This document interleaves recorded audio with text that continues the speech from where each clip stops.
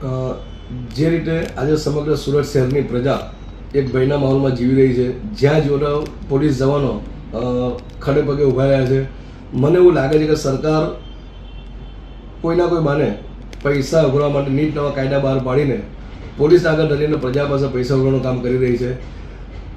હેલ્મેટના કાયદાનો વિરોધ નથી કરતા, પરંતુ હું એવું માનું છું કે જે લોકો સિટી વિસ્તારની બહાર રોજીરોટી કમાવા માટે જતા હોય એ લોકો માટે હેલ્મેટ ફરજિયાત હોવી જોઈએ, નહીં કે સિટી વિસ્તાર માટે. આપ જોઈ શકો છો સુરતના કોઈ પણ ખૂણમાં જાઓ તો સુરત મહાનગરપાલિકાનું ભ્રષ્ટ તંત્ર ખાડા ખોડીને ખુલ્લા મૂકી રહી છે. બીજી બાજુ મેટ્રોનું કામ સમગ્ર સુરત શહેરમાં ચાલી રહ્યું, આખા શહેરમાં ટ્રાફિકની સમસ્યા ઉદ્ભવી રહી છે. ત્યારે હું એવું માનું છું કે 30-40થી વધુ સ્પીડથી કોઈ વાહન આ સુરતમાં ચાલતું નથી.